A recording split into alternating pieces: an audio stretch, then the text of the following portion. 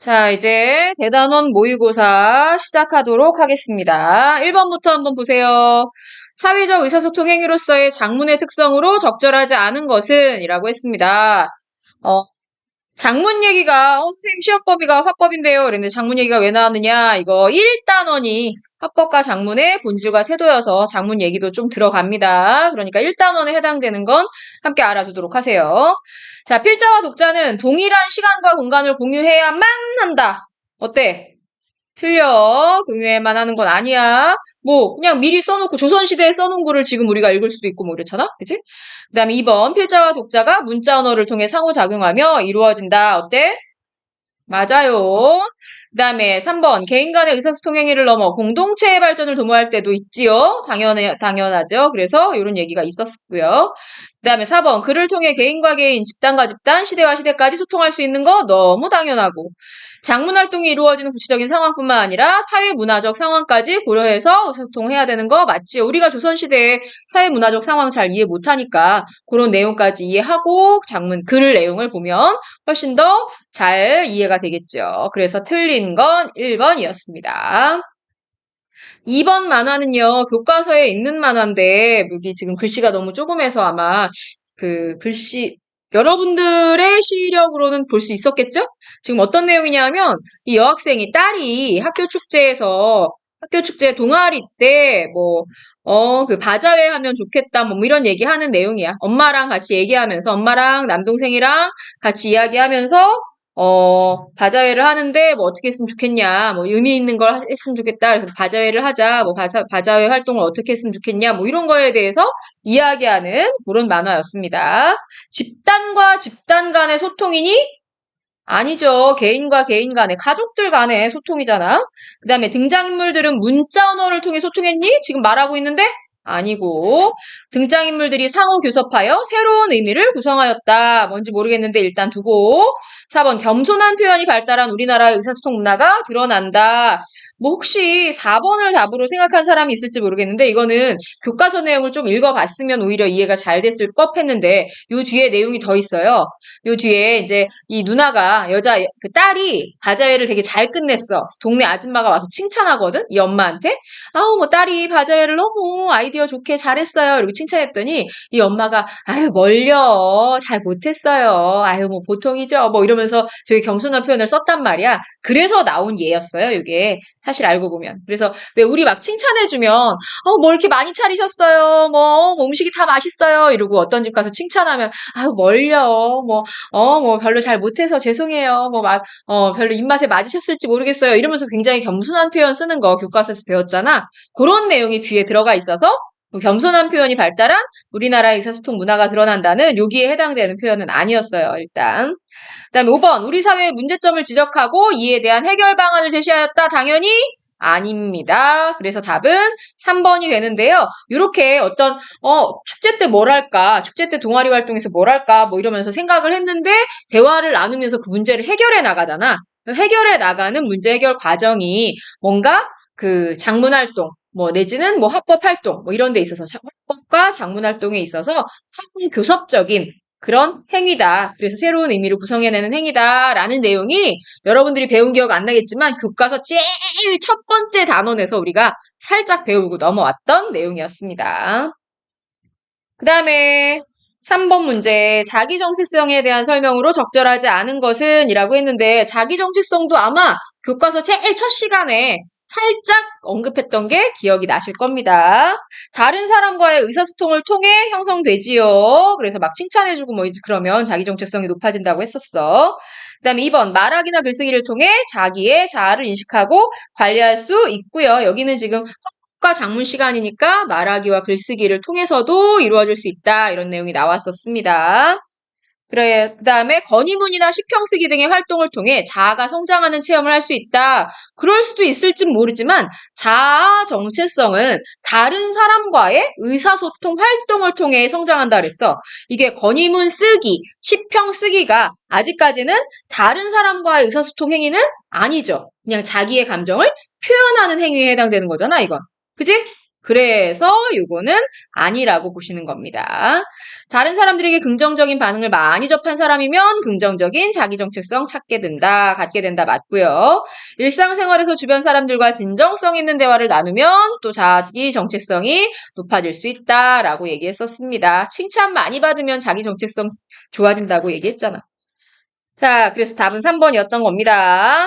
자, 4, 5번 문제 내용을 쭉 읽어보시고 4번부터 한번 답을 찾아보도록 할게요. 이 글에 대한 설명으로 적절하지 않은 것은 우리 사회의 문제점과 해결 방안을 제시했다. 지금 보니까 뭐 타협할 수 없, 경쟁만 막 가능하고 막 이러고 그런 얘기가 나왔는데 경쟁과 협력이 좀 이렇게 조화를 이루어야 된다. 이런 내용을 여기 다가오는 시대에는 경쟁과 협력이 조화를 이루며 더불어 사는 사회가 됐으면 좋겠다. 뭐 이런 내용의 발표였습니다. 그러니까 우리 사회의 문제점과 해결 방안도 언급한 거 맞고요. 인용법을 사용하여 해결 방안의 설득력을 높였다. 인용법 있니? 인용법 있니? 어떤 게 인용법이야? 그치. 탈무드, 뭐 속담, 뭐 이런 거, 속담? 뭐 이런 거, 제시했다고 하는데 탈무드 내용을 저기 했죠. 인용했죠. 그래서 인용 부호까지 여기 다 나와 있으니까 인용법 사용한 거 맞고요. 그 다음에 자연과 인간 사회를 대조하여 주제의식을 드러냈다. 가운데 문단에 보면 여기 뭐 숲에는 크고 작은 양지식물과 음지식물들이 있는데 조화를 이루고 잘 살아가지 않냐. 야생동물과 미생물들이 있는데 조화를 잘 이루고 산다. 그런데 인간은 막 경쟁만을 하고 사니까 그래서 좋지 않다. 뭐 이런 얘기로 대조한 부분이 있긴 있었네요. 그다음에 구체적인 수치를 활용하여 문제점을 객관적으로 분석하였다. 수치, 뭐 퍼센트, 뭐 이런 거 나와 있어요? 수치가 없네. 아무리 눈 씻고 찾아봐도 수치는 없으니까 답은 4번. 먼저 체크하고 5번 마저 볼게요. 5번. 예상되는 반론을 일부 인정하면서도 그에 대한 문제점을 강조하였다. 넘어갔는데 그 마지막 문단 시작하는데 보면 사회의 발전을 위해 경쟁은 불가피한 것일지도 모른다. 뭐 이렇게 그 사람들이 반론을 뭐 제기할 거다라는 내용이 살짝 나와 있어요. 5번도 맞습니다. 답은 4번이었습니다. 자, 5번 문제. 이 글을 읽은 뒤에 소감. 사회의 발전을 위해 경쟁은 불가피하다. 경쟁과 협력이 조화를 이루는 사회를 구축해야 한다. 조화로운 생태계를 만들기 위해 노력하자. 인간의 욕심 때문에 자연이 파괴된다. 그 다음에 생존을 위해 몸부림치지 않기 위해서 경쟁에 승리해야 된다. 너무 쉽다. 답은 몇 번? 2번이 됩니다. 제일 마지막 줄이 이 글의 주제, 이 글의 내용이어서 그걸 가지고 답을 찾으면 되겠고요. 그다음에 6번 다음 중 맥락을 고려한 화법과 장문의 활동으로 적절하지 않은 것 그랬습니다. 블로그에 일상을 공유하는 글을 올릴 때 사진과 영상을 첨부할 수도 있지요. 괜찮고. 어린이를 대상으로 발표할 때 전문 용어 사용하고 공신력 있는 논문 인용하고 야, 어린이가 대상인데 전문 용어나 논문 이런 거 사용하면 돼, 안 돼? 이상하지. 답을 바로 찾을 수 있었습니다. 수업 시간에 발표를 할 때, 친구와 대화할 때는 좀 다르게 공식적인 말하기니까 니네도 발표시키면 존댓말 사용하잖아요. 그죠? 그러니까 맞고요. 학생회장 출마 연설을 할 때 자기가 전달하고자 하는 요점 결론을 잘 고민해서 말해야 되는 거 맞고 국제청소년 영화제에 대한 정보를 전달하는 글을 쓸 때는 정보 전달을 목적으로 할 때와 감상을 목적으로 할 때는 좀 다르게 내용을 써야 되는 거 맞겠죠? 나머지는 다 맞습니다. 7번 다음 글에서 화자가 국제청소년 영화제 관람을 권유하는 이유를 여기 조건에 맞게 위에 조건에 맞게 쓰래. 뭐뭐 할 수 있고 뭐뭐 할 수 있기 때문이다로 쓰래는데 이거 문제 주관식이니까 그냥 말로 할게요. 여기 보면 그 세계의 개성 있는 영화를 즐기면서 교내 영화제에서 출품할 아이디어도 얻을 수 있을 것 같아서 되게 좋겠다. 뭐 이런 얘기를 하는 부분이 있어. 그러니까 이 내용으로 써보자. 1번, 1번이 아니라 앞부분은 세계의 개성 있는 영화를 즐길 수도 있고, 그 다음에 2번, 뒷부분은 교내 영화제에 출품할 작품에 대한 아이디어도 얻을 수 있어서, 뭐 이런 식으로 얻을 수 있기 때문이다. 라고 이 조건에 맞게 두 가지, 영화제 관람을 권유하는 이유 두 가지를 쓰시면 될 것 같아요. 요거 참고로 해서 써놓으시기 바랍니다. 자, 8번. 다음 중 화법과 장문의 사회적 영향력을 고려한 사례. 인터넷에서 검색한 내용을 그대로 복사하여 자신의 블로그에 올리면? 그대로 복사하면? 안 돼요. 그다음에 영화 관람 후기를 묻는 친구에게 실제 생각보다 과장해서 답변해주면 좋지 않고.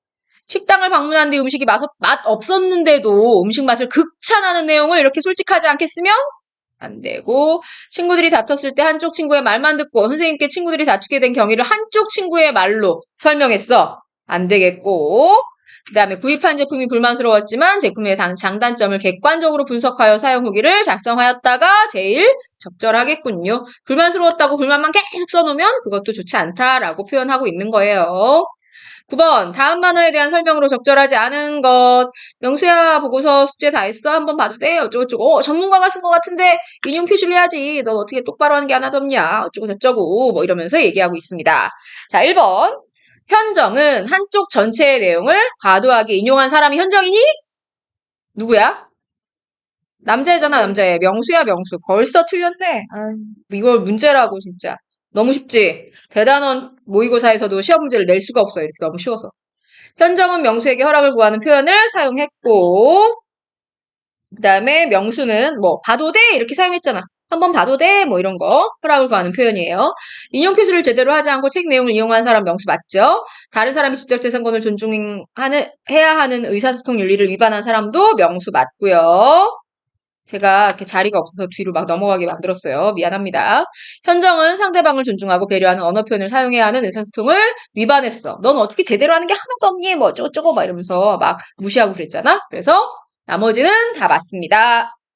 자, 10번 문제. 진심이 담긴 말과 글에 대한 설명으로 적절하지 않은 것은 말이나 글에서 진정성이 느껴지지 않으면 오해나 갈등이 발생하기 쉽다. 어때요? 맞지요. 그러니까 진정성 있게 말해야 된다. 말과 글을 사용해야 된다라고 얘기했었고, 진심이 담긴 말과 글을 통해 인간관계를 형성 유지하고 발전시켜 나갈 수 있으니까 그렇게 하라는 거였고, 말과 글에 진심을 담지 않을 경우 쉽게 해결할 수 있는 문제도 심각하게 오해를 살 수가 있기 때문에 조금 신경 써야 되고, 논리적인 내용 구성과 수사적인 표현을 사용하면 자신의 진심을 효과적으로 드러낼 수 있다. 얘들아, 논리적으로, 앞뒤 문맥이 논리적으로 되거나, 그 다음에 수사적인 표현은 이렇게 비유하는 말, 이런 거 얘기하는 거예요. 비유법 같은 거 얘기하는 건데, 그런 게 들어간다고 해서 진심을 효과적으로 드러낼 수도 있긴 하겠지만, 요걸 잘 사용해서 진심이 잘 드러나는 경우는 많이 없고요. 그냥 자기의 어떤 글이나 조금 이렇게 꾸미고 싶을 때, 이럴 때 사용하는 게 수사적인 표현이고, 그 다음에 이거는 뭔가 이렇게 논리적으로 써야 되는 글이나 말에서 그렇게 사용하는 거지, 진심을 효과적으로 드러낼 때에 적합한 그런 방법은 아닌 것 같습니다. 5번, 진심이 담긴 말과 글을 사용하면 의사소통에 장애나 왜곡 없이 서로의 생각과 감정을 공유할 수 있다. 이게 좀 더 맞고요. 4번이 완전 틀리다고는 할 수 없는데 1, 2, 3, 4, 5번 중에 그래도 틀린 답을 고르라면 아무래도 진심, 진정성 이런 거랑 논리적이다. 그다음에 그냥 꾸밈이 많은 표현 이런 거랑은 좀 관계가 없잖아. 그래서 4번을 고를 수 있는 겁니다. 그다음에 11번. 다음은 진정성 있는 의사소통 태도에 대한 설명한 것인데 기억에 들어갈 말. 자기의 행동이 말이나 글과 일치하도록 하는 어떤 태도. 자기의 행동이 말과 글이나 일치한다. 말이랑 행동이 일치한다. 뭐라 그래? 언행일치라 그러죠? 언행일치의 태도. 이렇게 쓰시면 되겠네요. 사자성어로 썼습니다. 다음 절로. 바람직한 언어 문화의 발전에 기여하는 태도로 적절한 것은 그랬습니다. 이것도 사실 읽으면 답이 나오는데 한 번씩 그냥 읽어보자. 자기가 속한 언어 공동체의 담화 간습과 작문 간습을 다른 언어 공동체에 널리 특별히 한다고 해서 바람직한 언어 문화의 발전이 이루어지는 건 아니고요. 그 다음에 수정하는 걸 지향하고 계속 유지만 한다고 해서 좋은 것도 아니겠지요. 그 다음에 바람직하지 않더라도 개방적인 태도로 수용한다. 바람직하지 않은데 왜 수용해요? 바람직한 것은 수용한다. 이러면 좋겠지만, 그지? 바람직하지 않은데 수용할 필요는 없겠고.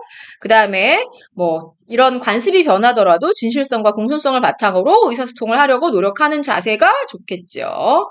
그 다음에 자기가 속한 언어 공동체의 담화 간섭, 작문 간섭을 보존할 수 있도록 배척해버리면 또 배척은 또 별로 좋지 않은 말이잖아. 그래서 나머지는 다 적절하지 않은 그런 표현들이 조금씩 들어가 있어서요. 제일 적절한 걸 고르면 4번이 되겠습니다. 그 다음에 13번. 가와 나에서 주장을 뒷받침하는 방식을 각각 쓰시오. 그래서 이거 주관식이네요. 가에서는 이거 앞에 형성평가에서도 잠깐 나왔는데 중국의 역사 속 인물들, 뭐 범중어미, 진관과 반향기가, 사마영저가 뭐 이런 사람들 다 중국의 유명한 인물들이에요. 중국 인물들을 예로 들어서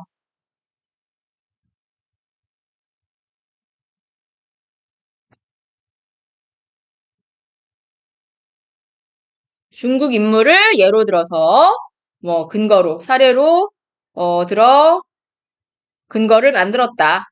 근거로 제시했다. 중국 인물을 사례로 들었다. 뭐 이런 거 써놓으시면 될 것 같고요. 가는. 그다음에 나에서는 뭘 근거로 들었느냐? 나에서는 뭐 몇 퍼센트 이래서 어 설문조사의 결과를 지금 이렇게 설문조사를 했다. 조사한 결과 뭐 이랬다라고 해서 설문조사 결과를 가지고